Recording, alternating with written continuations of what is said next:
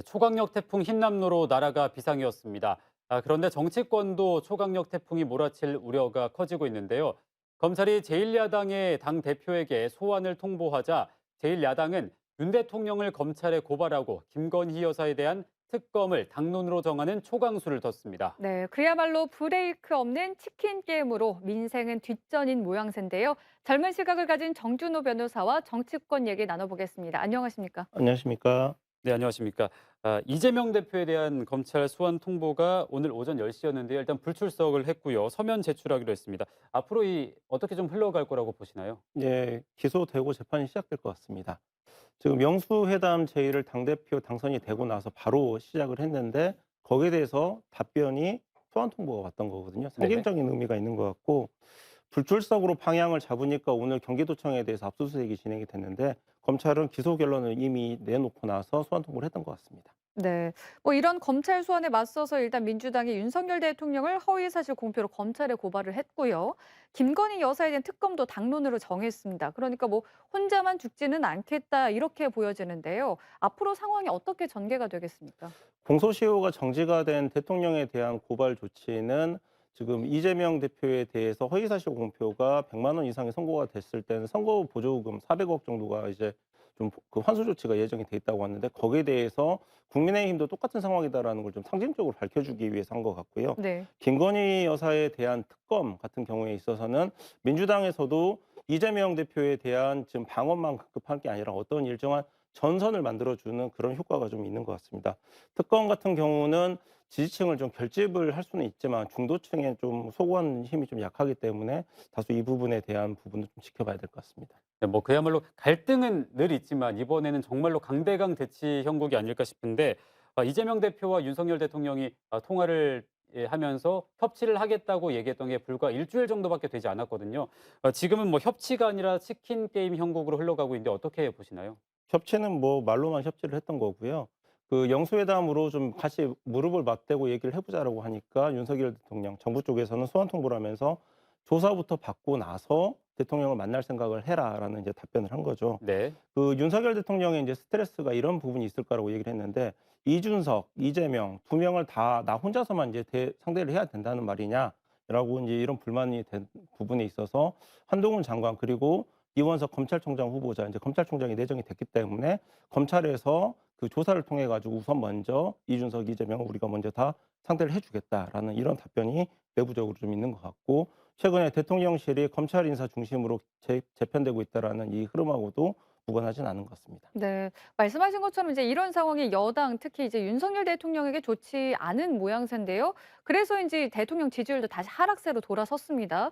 뭐 앞으로 수해 복구에다가 이번 태풍 피해까지 할 일이 참 많은데 변호사님은 이 상황 어떻게 보십니까? 지난주에 제가 이제 추석 밥상 얘기를 좀 했었는데요. 대북 송금 특검처럼 좀 파괴력이 강한 이슈라고 하면 지지층이 결집을 해가지고 윤석열 대통령의 지지율이 올라가겠지만 이준석과 같은 이런 그 분쟁이 해결되지 않은 상태로 나타난다면은 추가적인 지지율 하락이 나타난다. 근데 최근에 지지율이 하락세로 나타난 것은 바로 딱 이 상황이 좀 된 것 같고요. 네. 지금 지지율을 올리려고 하면은 이제 말씀하신 것처럼 윤석열 대통령에게 좀 민생 투어가 필요해 보이는데 한 가지 명심을 해야 될 게 윤석열 대통령은 대통령 당선이 돼서 권력자가 됐지만 대중 정치인으로서의 모습을 보여준 적은 없거든요. 대통령이 되고 나서도 국민들에게 그 윤석열 표 대중 정치를 줘야지만이 지지율이 회복된다는 걸 좀 강하게 좀 어필을 하고 싶습니다. 네, 뭐 국민의힘의 상황이 좋지 않지만 그렇다고 해서 민주당도 아무런 부담이 없는 건 아닙니다. 일단 이재명 사당화 논란이 일고 있는데요. 조홍천 의원은 불편하다면서 의총에 아예 불참을 했는데 민주당의 이재명 사당화 논란에 대해서 어떻게 보시나요? 예, 의원총회 시도 자체가 좀 논란이 될 수밖에 없는 상황이었는데요. 그 이재명 대표에 대한 소환, 이거를 이제 대표 개인의 문제가 아니라 당 전체 차원의 문제로 격상을 시키는 부분인데 네. 아까도 이제 말씀드린 것처럼 이 재판에서 만약에 이재명 대표가 100만 원 이상의 형을 선고를 받게 되면은 지난 대선에서 그 국고보조금 400억이 넘는 부분을 이제 환수를 해야 되는데 이러면 당의 이제 공중분해가 될 수밖에 없는 부분이죠.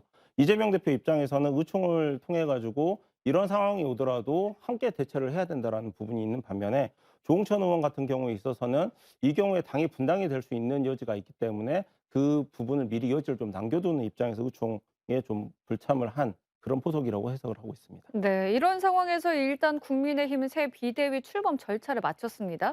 하지만 결국 중요한 게 이제 이준석 전 대표의 가처분 신청인데 이 가처분 신청이 벽을 넘지를 못한다면은 결국 더 큰 혼란이 있지 않겠습니까?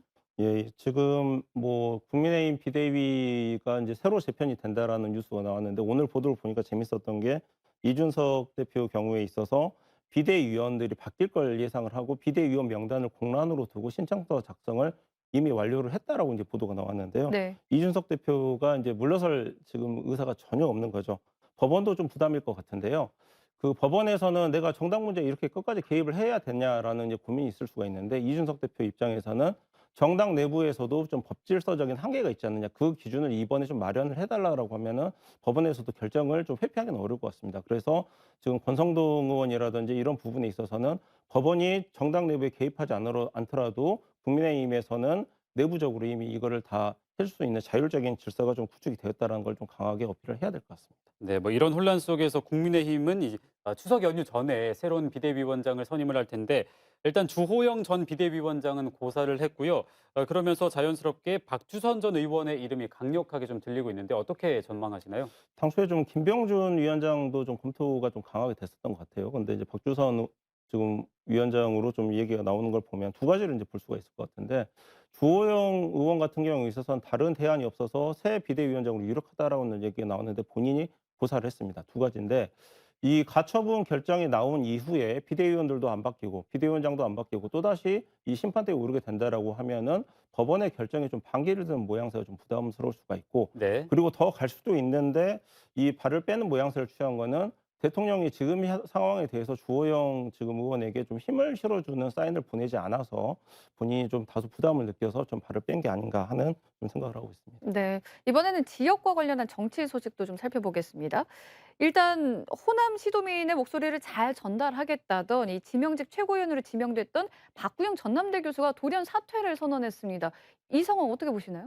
지금 그 지역에서 많이 나오는 얘기가 호남 민심을 지도부에 전달할 만한 창구, 그 시스템이 제대로 지금 작동을 안 하고 있다라는 지적이 제일 많은데요. 호남 민심의 이제 전달자 역할을 찾았다라고 하지만 호남 민심이 사실 복잡하진 않습니다.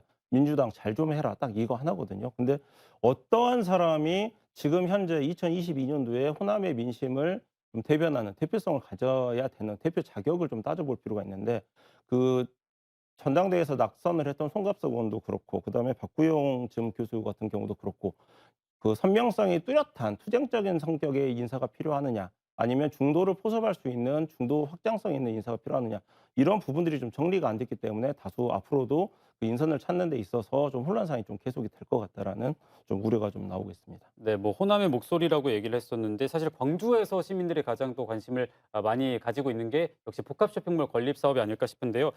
권성동 원내대표가 SNS에다가 광주 복합 쇼핑몰 건립에 대한 민주당의 정확한 입장을 내놔라 이렇게 올렸습니다. 이런 언급의 배경을 뭐라고 보시나요?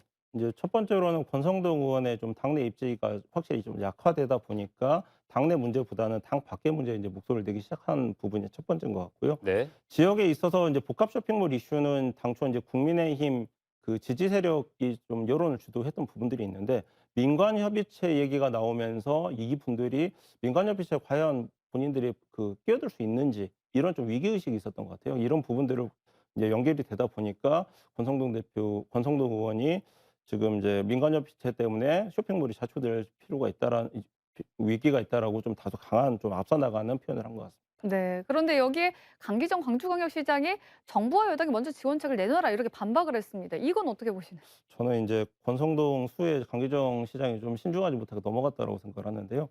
당초 이제 9천억 원 과도하다는 논란이 좀 있었는데 이걸 다시 좀 끄집어내고 싶은 것도 권성동 의원의 좀 그 속셈 중에 하나였을 건데 지원책 얘기를 곧바로 이제 얘기를 한 것 자체가 좀 여기 수혜에 좀 알려들지 않았나라는 생각이 들고요. 후속 메시지가 있을 것 같기 때문에 권성동 의원의 한번 메시지 한번 지켜볼 필요가 있을 것 같습니다. 네, 다음 마지막 질문인데요. 지역 출신인 이정희 국민권익위 부의장이 어제 이임식을 열고 사퇴했습니다. 감사원의 표적 감사 논란이 있는데 어떻게 생각하시나요? 뭐 표적감사 때문에 마음고생 심하셨을 것 같고 그것 때문에 사퇴 배경이 된 건 맞을 것 같고요. 다만 위원장이 이렇게 고군부터 하고 있는데 부위원장이 먼저 사의 표명을 한 게 과연 좀 힘이 되는 행동인지는 좀 지켜봐야 될 것 같습니다. 네. 오늘은 정준호 변호사와 함께 정치권 소식 살펴봤습니다. 오늘 말씀 잘 들었습니다. 고맙습니다. 감사합니다.